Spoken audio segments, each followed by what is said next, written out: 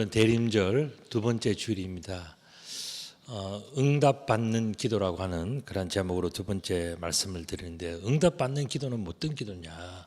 그건 하나님께서 받으시는 기도죠. 거기에 대해서 예수님은 아주 간략하게 이렇게 기도하면 하나님께서 받으신다라고 하는 그런 내용을 주셨는데, 그게 뭐냐? 바로 주기도문이에요. 그래서 주님께서는 모든 사람들이 쉽게 이해할 수 있는 아주 간단한 그러나 깊이가 있는 그런 기도문을 우리들에게 이제 가르쳐 주신 것이죠. 그래서 지난주에 우리가 이제 살펴보았는데, 앞부분을 그때 이제 무슨 말씀을 제가 전해드렸냐면, 기도는 사람이 들으라고 하는 것이 아니다. 기도는 하늘에 계시는 하나님께 올려드리는 것이다. 그래서 하늘이라고 하는 우라노스라고 하는 그런 표현을 제가 했습니다. 그래서 이 하늘, 하나님의 나라, 높은 곳에 있는 거룩한 나라. 그래서 이 천지를 만드신, 온 세상 천지를 만드신 그 하나님, 그분이 바로 하늘에 계시는 하나님, 높으신 분이다.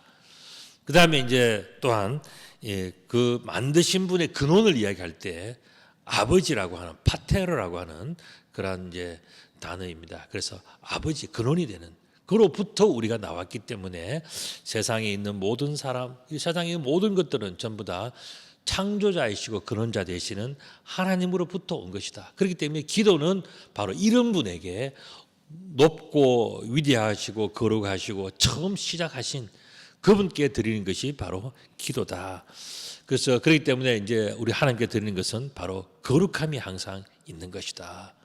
그래서 세상의 것과 피조물과 차별이 되어지는 창조주 하나님께 올려드리는 것이, 그것이 기도다 하는 것을 예수님께서 설명하시면서 천지 창조, 그래서 모든 것의 근원 되시는 그 하나님에 대해서 설명하시면서, 그래서 나라가 임하시오며 뜻이 하늘에서 이루어진 것 같이 땅에서도 이루어지다라고 말씀하시면서, 하늘에 계시는 하나님의 그 거룩한 뜻이 하늘에서만 있는 것이 아니라 이 땅에 있는 모든 사람들에게 임하고 있다고 하는 그 사실을 예수님께서 가르쳐 주신 그 기도가 바로 주기도문의 앞부분에 나오는 중요한 내용이라고 그랬습니다. 자, 그렇다면 오늘의 본문은 이 주기도문 후반부가 되겠습니다.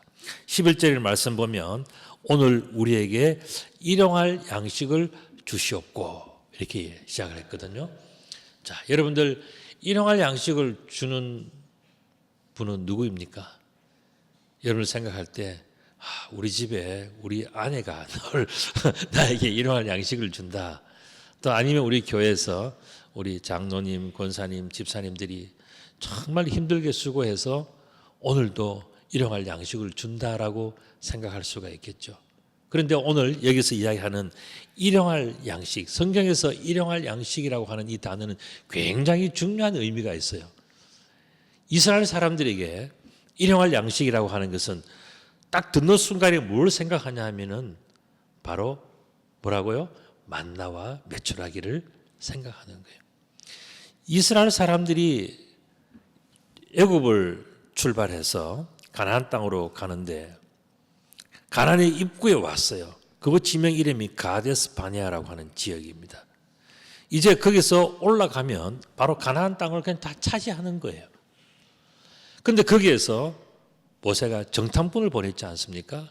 12명의 정탐꾼을 보냈는데 10명의 정탐꾼은 가보고 깜짝 놀라진 거예요. 우리는 이 땅을 차지할 수 없다. 가보니까 그 사람들은 키도 크고 힘도 세고 원래부터 살았고, 거기는 포도송이가 어마어마해서 두 사람이 매야 될 정도로 땅이 비옥한 땅이고 모든 것이 크다. 그런데 우리는 너무 작지 않느냐? 메뚜기 같지 않느냐? 우리가 할 게 아무것도 없다.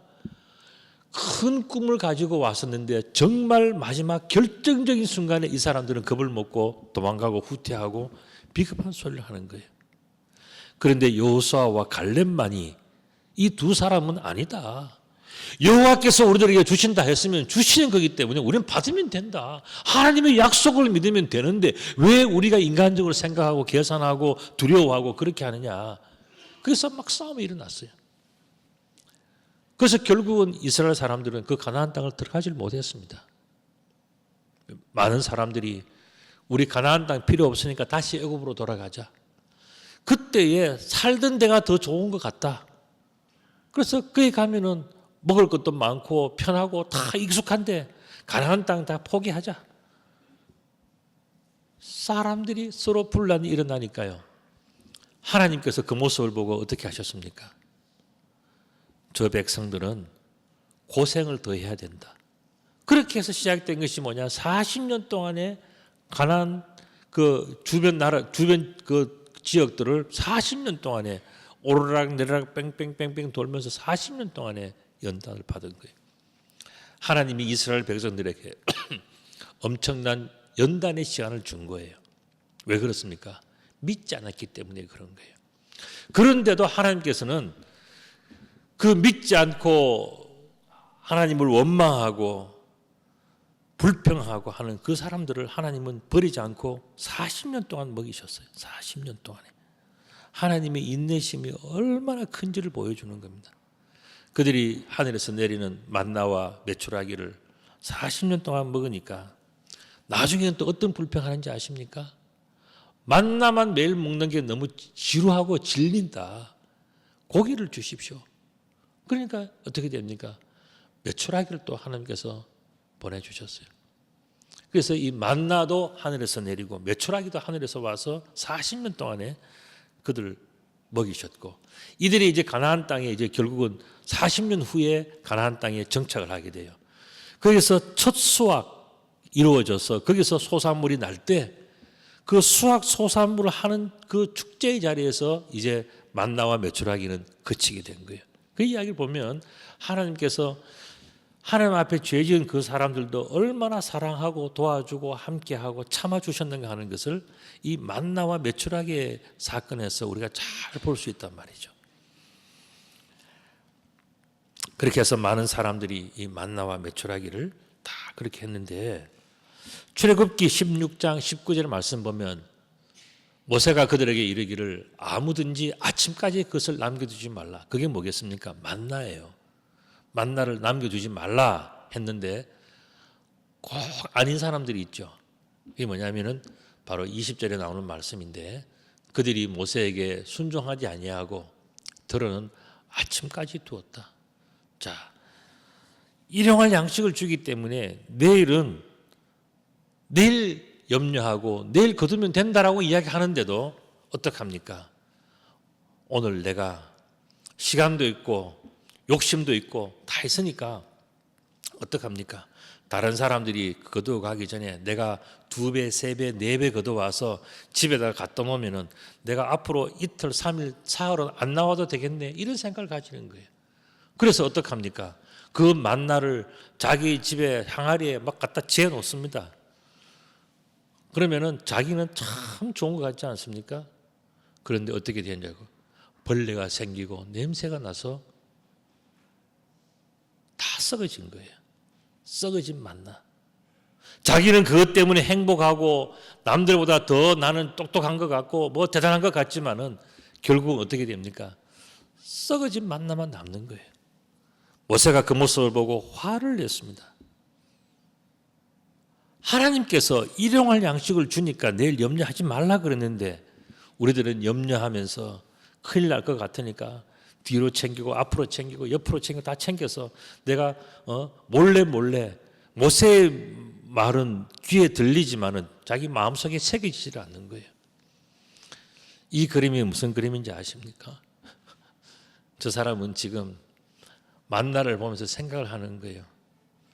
모세가 하루치만 거두어 가라 이야기했지만 이 사람은 뭡니까? 다른 사람들은 하루치만 다 가져가는데 이 사람은 오늘치는 물론이고 내일 거, 모레 거, 그 다음 게까지 가져가고 싶은 거예요. 그래서 이걸 쳐다보면서 야, 가져가야 되는데 이 생각하고 있는 거예요. 그래서 결국은 이 사람은 가져갔지만 벌레가 끼고 다 썩어서 아무것도 아닌 것을 이제 알게 됩니다. 하나님께서 일용할 양식을 주신 이유가 뭘까? 왜 이틀, 3일, 한 달치를 주면 너무 좋잖아요.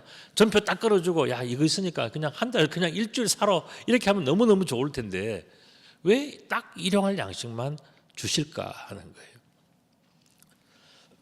거기에 대해서 신명기 8장 2절에서 이렇게 말씀하셨어요. 내 하나님 여호와께서 이 40년 동안에 내게 광야 길을 걷게 하신 것을 기억하라. 이는 너를 낮추시며 너를 시험하사 내 마음이 어떠한지 그 명령을 지키는지 지키지 않는지 알려 하심이라. 하나님께서 이 만나를 통해서 우리들에게 깨우쳐 주고 싶은 것이 있다는 거예요. 우리들에게 뭔가를 하라는 게 있다는 거예요. 그게 뭐냐면 첫 번째는 낮아짐이라 그랬어요. 우리가 낮아져야 되는데 그걸 위해서 하나님께서는 우리들에게 때로는 고통을 주고 실패를 주고 눈물을 주고 다 그렇게 하는데 우리들은 뭐냐? 항상 너무 자고해요. 우리가 낮아지면 자존심이 상해서 견디지를 못하는 거예요. 그것이 바로 우리들이 가지고 있는 하나의 고질병이란 말이죠. 또 하나는 뭐냐면 그 명령을 지키는지 지키지 않는지 하나님은 알고 계시지만 누가 알게 한다고요? 본인이. 여호와의 말씀 모세를 통해서 주지 않습니까? 일용할 양식만 챙겨라라고 하는 여호와의 그 말씀을 지키는지 안 지키는지 자기가 아는 거예요. 자기가. 하나님께서 이거는 하지 마라, 이렇게 해라 명령을 주면요, 그것이 자기에게 좋을 때는 받아들여요. 싫을 때는 속으로 불평 원망 다 하면서 너 아무리 이야기해봐라 나는 이렇게 한다. 그 생각을 머릿속에서 떠날 수가 없는 거예요. 이게 뭐냐? 교만함이고, 이것이 바로 여호와의 명령을 지키지 않는 거예요. 모세가 아무리 이야기를 해도 모세는 떠들어라 나는 한다. 이게 뭐냐? 이게 바로 만나를 이틀 3일씩 뒤로 챙기는 그 사람의 심보 아니겠습니까? 그래서 여호와께서 모세를 통해서 하시는 말씀은 너희가 명령을 지키는지 안 지키는지를 네가 만나를 통해서 알게 될 것이다 라고 말씀하셨어요. 또 신명기 8장 3절에 있는 말씀 보면 너를 낮추시며 너를 줄이게 하시며 또 너도 알지 못하며 내 조상들도 알지 못하던 만나를 내게 먹이신 것은, 이건 무슨 이야기입니까? 네가 그렇게 불평 원망 다 하고 뭐 거짓말도 하고 뭐 하고 다 하지만 그래도 내가 40년 동안이나 끊임없이 매일매일 만나를 먹이신 데는 이유가 있다는 거예요. 그게 뭐냐면은 사람이 떡으로만 사는 것이 아니라 여호와의 입에서 나오는 모든 말씀으로 사는 줄을 당신이 너 자신이 알게 하기 위해서 내가 만나를 먹이는, 너는 지금 뭐냐? 만나가 왜 이렇게 맛이 있냐 없냐 왜 똑같은 거 주냐 뭐 이 불평하고 있다는 거예요. 음식에만 모든 관심이 있다는 거예요. 음식이라는 결국은 뭡니까? 내가 먹고 내가 배부르고 내가 뭔가 가진 것 같고 뭐 이거 내가 안정이 돼야 다른 게 보이겠다. 그 이야기를 하고 있는 거죠. 그래서 지금 말씀하시기를 뭐냐면 그게 아니다. 음식이라고 하는 것, 내가 일용할 양식이라고, 매일매일 만나를 내리는 여호와 하나님의 그 뜻은 뭐냐 하면은 말씀은 그 양식은 매일매일 있지만은 그러나 여호와 입에서 나오는 말씀으로 산다는 것을 알아야 되는데 사람들은 뭐냐면 음식까지만 관심이 있고 음식에만 모든 초점이 맞춰져 있다는 거예요. 그래서 그걸 넘어서야 된다. 여호와의 입에서 나오는 모든 말씀으로 사는 것이지, 그렇게 할 때 음식도 의미가 있고 다른 삶도 의미가 있고 다 그런 것이지, 그것 않고 그냥 음식만 따지고 살아간다면 어떻게 살아남을 수 있겠냐? 그 광야에서 죽을 수밖에 없지 않겠느냐? 그러니까 결국 살아가려면은 여호와의 입에서 나오는 모든 말씀으로 산다 하는 이 삶에 대해서 죽느냐 사느냐의 문제, 사는 것은 뭐냐? 음식이 아니라 여호와의 말씀이다라는 것을 이야기를 해주고 있는 겁니다. 그렇게 볼 때 오늘 11절에 그러한 의미는 이런 겁니다. 주기도문의 내용이 뭡니까? 오늘 우리에게 일용할 양식을 주시옵고, 이게 주기도문의 예수님께 가르친 기도잖아요. 그런데 여기서 일용할 양식이라고 했지만 사실 이게 뭐냐면 진짜의 의미는 뭐냐면 일용할 말씀이에요. 우리가 왜 밥을 먹습니까? 우리가 왜 이렇게 하루하루 은혜 가운데 살아갑니까? 그건 뭐냐 하면은 여호와의 말씀을 듣고 말씀의 사람이 되라고 먹여주는 건데, 우리는 밥만 탁 그냥 먹고는 말씀은 읽지도 않고 듣지도 않고 인정하지도 않고 순종하지도 않고 그렇게 살아간단 말이죠. 그건 뭐냐? 욕심. 내 육을 위해서는 오늘 하루치뿐만 아니라 내일 것도 챙기고 싶은 그 욕심이 있는데 정말 내 영혼을 위해서는 오늘도 성경 한 절 안 읽고 기도 하나 하지 않고 살아가면 어떻게 우리가 살았다고 이야기할 수 있겠느냐? 그 말씀이에요. 그러니까 우리가 진정으로 예수님의 이 주기도문을 우리가 가만히 보면은요, 예수님께서 말씀하시는 그 진심이 뭔가? 그건 바로 말씀에 있는 거예요. 일용할 말씀. 일용할 말씀을 우리가 지금부터라도 그러면 매일매일 우리들은 말씀을 읽고 말씀을 듣고 말씀을 내 속에 오늘 나에게 주시는 말씀이 있어야 되는 거예요. 그 말씀을 여러분들이 집에 다 성경책이, 여러분들 성경책은 어디다 둡니까?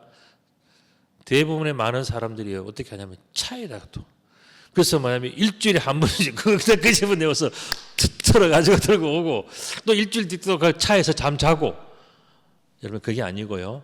성경책은 항상 자기 집에 머리맡에 있어야 돼요. 매일매일 성경을 읽어야 됩니다.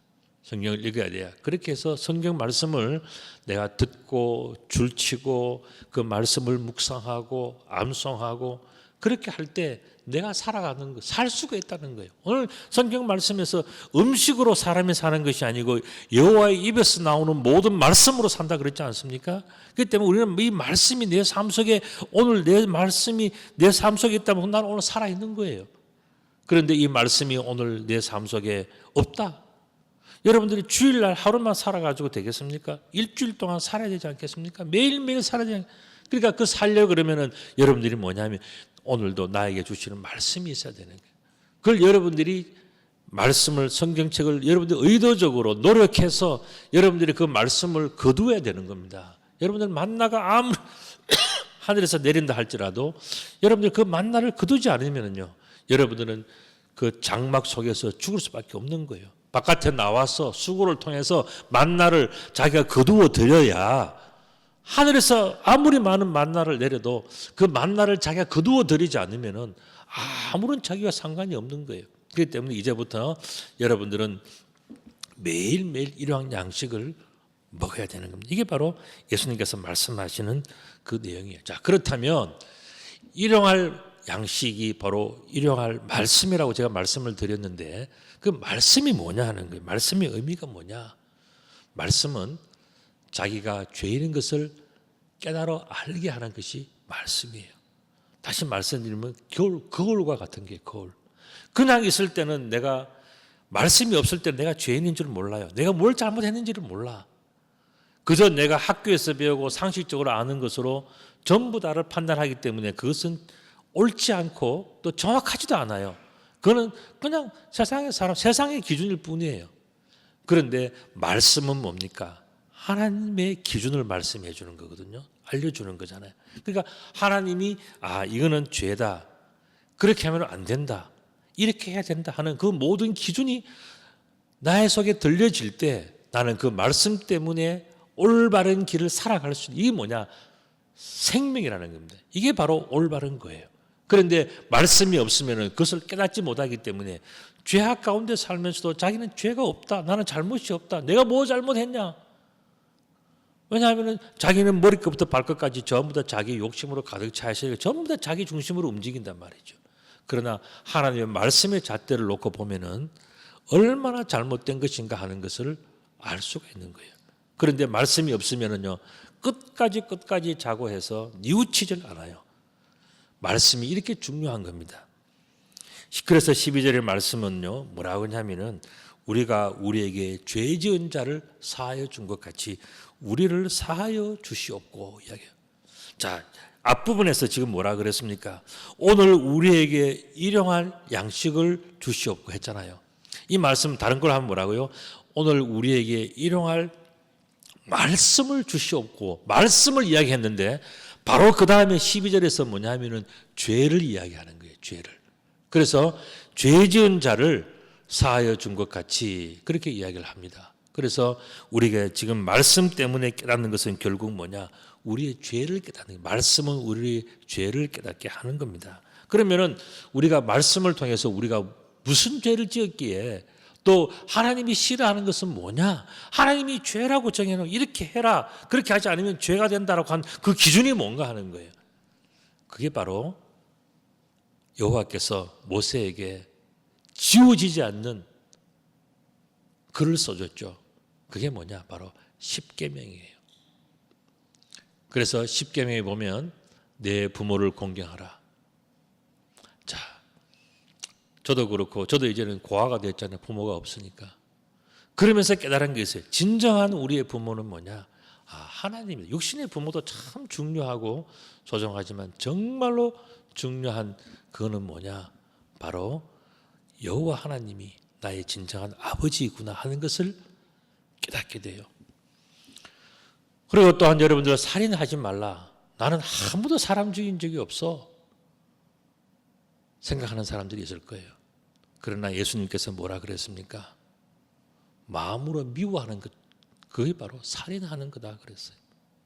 여러분들 이 중에서 사람을 한 번도 안 미워해 본 사람이 있습니까? 누군가 미워하잖아요. 한 집에 살면서 한 입을 덮고 살면서도 미워 죽으려고 그러지 않습니까? 이게 인간의 모습이란 말이죠. 무슨 흉기를 들고 죽이지 않았을 뿐이지 이미 그 마음속에는 여러 번 죽인 살인의 추억이 있지 않습니까? 간음하지 말라도 마찬가지예요. 음욕을 품는 자마다 벌써 간음했다 그래서 간음했다. 여러분들 음욕을 한 번도 안 품어본 사람이 있습니까? 여러분들 다 마음속에 젊었을 때나 지금이나 또 앞으로나 음욕을 품고 사는 여러분들의 현실을 여러분들이 잘 알고 있지 않습니까? 그리고 도둑질 하지 말라 이야기했어요. 저도 어렸을 때 도둑질 많이 했습니다. 그때 도둑질도 나쁜 줄 몰랐어요. 뭐냐면 산에 들려 다 늘린 게 수박이고 도마도고 뭐 가면 전부 다 간식이 널렸는데 당연히 지나가면서 그냥 따먹으면 되는 줄 알았어요. 주일날 교회 갈 때도요. 우리 들판을 지나가서 한참 가야 교회가 있거든요. 가는 길에 가면 전부 다 이때쯤 가면 뭡니까? 이제 뭐 가을에 가면 벼. 그러면 주일날 교회 가면요. 주머니에 벼 훑어온 그 벼가 가득해요. 그러면 예배 시간에 그거 까먹고 있는 거예요. 선생님 설교하시면 그거 들으면서 또 목에 그 벼가 또 목에 탁 걸리잖아요. 캑캑거리면서 또 그걸 또 다 그러니까 훔친 걸 먹으면서 설교를 듣고 있는 거야. 이게 우리의 삶이었단 말이죠. 그래서 커서는 그러면 곧좀 줄어들었지만은 여전히 우리들 도둑놈 심보가 있고요. 또 나쁜 짓, 뭐 도둑질 남 거 보면은 야 정말 갖고 싶고 이런 것들이 있단 말이죠. 이 전부 다 도둑질하는 마음들이에요. 그러면서도 뭐냐면 너 그런 생각했지 그러면 절대로 아니라고 하는 이것도 이중 거짓말까지 하고 살아가잖아요.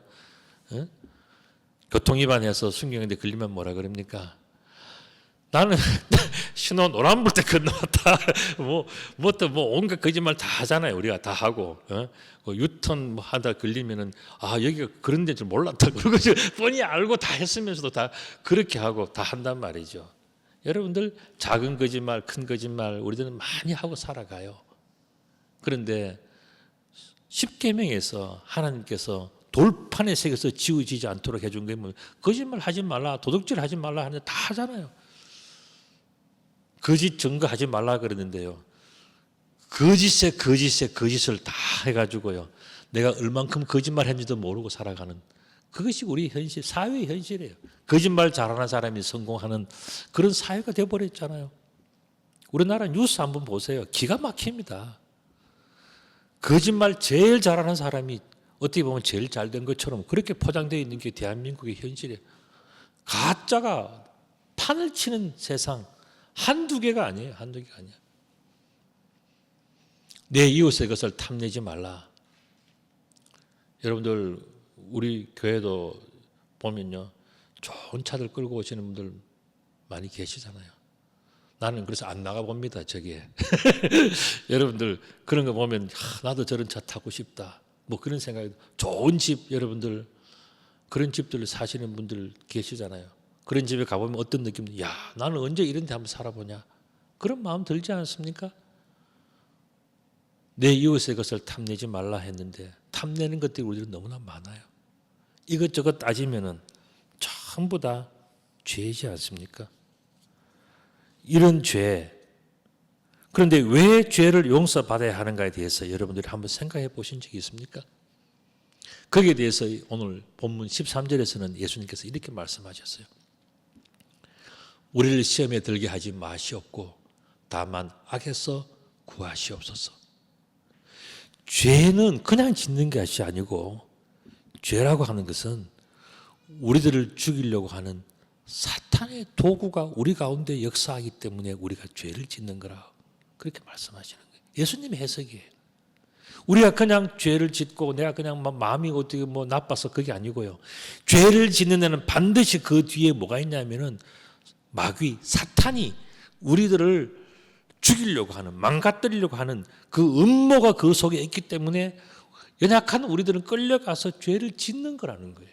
그러니까 죄를 짓는 걸 보면은 그 사람 뒤에 뭐가 있다 하는 것을 알 수가 있다는 거예요. 그게 바로 시험이고 악이라는 겁니다. 그렇기 때문에 우리는 죄의 용서를 늘 생각해야 돼요. 자, 그렇다면 이 죄를 용서받으려면 어떻게 되는가? 이 엄청난 죄를 용서받으면 비로소 그때 가서 보이는 것이 있어요. 그게 뭐냐? 하나님의 나라와 권세와 영광이 아버지께 있다는 것을 우리가 모든 죄를 용서받고 난 다음에 이것을 깨달아 알게 되는 거예요. 그때까지는 뭐냐? 우리는 시험과 악의 이 모든 것을 이겨야 하고 또 그것에 대해서 우리가 깨끗함을 입어야 그 다음에 나라와 권세와 영광을 누릴 수가 있다는 것을 주기도문에서 예수님이 쭉 설명해 주고 있지 않습니까? 주기도문의 마지막 결론이 그거예요. 시험과 악을 이겨서 그 모든 것을 다 끝이야 그 다음에 된다는 겁니다. 그렇기 때문에 우리는 이 주기도문을 보면서 제가 지난주에 말씀드린 것처럼 주기도문은 10계명과 일맥상통하는 거예요. 그래서 지난번에 주기도문의 앞부분은 10계명의 앞부분과 통한다 그랬지 않습니까? 이 주기도문의 후반부는 10계명의 후반부와 통하게 되어 있습니다. 그런데 그걸 보면요, 10계명의 후반부는 뭡니까? 일상생활이 아까 말씀드린 것처럼 내 부모를 공경하라, 살인하지 말라, 간음하지 말라, 도둑질하지 말라, 거짓 증거하지 말라, 내 이웃의 것을 탐. 이건 뭡니까? 전부 다 일상생활. 이거는 일용할 양식과 밀접한 관계가 있는 거예요. 일상을 이야기하는 거예요. 그리고 주기도문의 후반부도 마찬가지입니다. 오늘 본문 11절 13절에 보면 우리에게 일용할 양식을 주시옵고 하잖아요. 이건 뭐냐면 일상생활 속에서 내가 살 수 있는 방법을 가르쳐 주세요 하는 바로 그 이야기예요. 그리고 우리가 우리에게 죄 지은 자를 일상 속에 짓는 죄가 아까 말씀드린 것처럼 하나님께서 이건 죄다 함에도 불구하고 우리는 그 뻔히 알고도 죄를 짓는 그 죄악과 그 연약함이 우리 속에 있다는 거예요. 그래서 우리가 죄 지은 그 죄를 너무 많이 짓기 때문에 하나님 우리의 죄를 용서해 주십시오. 우리 죄를 사해 주십시오라고 기도해라.